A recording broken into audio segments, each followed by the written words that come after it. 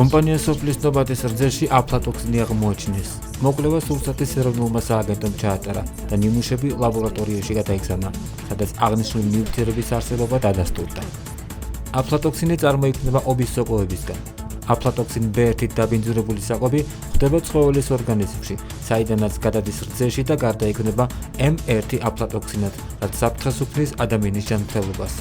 ინსპექტირების შედეგად საწარმოში კრიტიკული შეუსაბამობა არ გამოვლენილა, თუმცა დაფიქსირდა სურსათის შესახებ ინფორმაციის მიწოდების წესის დარღვევა, რის გამოც კომპანია სოფლის ნობათი დაჯარიმდა. ახალკი პროდუქცია, რომელშიც აღმოჩნდა აფლატოქსინი. სასმელი რძეს საბავშვო ულტრაპასტერიზებული 2% ნახევრიანი ცხიმიანობით.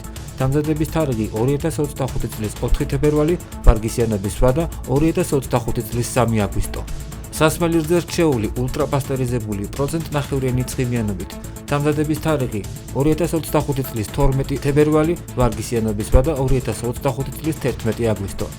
სასმელი რძე რჩეული ულტრაპასტერიზებული 1% ნახევრიანი ცხიმიანობით.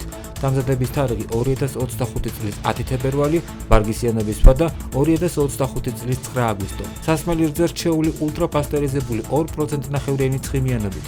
დამზადების თარიღი 2025 წლის 9 თებერვალი, ვარგისიანობის ვადა 2025 წლის 8 აგვისტო. სასმელი რძე რჩეული ულტრაპასტერიზებული 3.2% ცხიმიანობით. დამზადების თარიღი 2025 წლის 2 თებერვალი, ვარგისიანობის ვადა 2025 წლის 1 აგვისტო.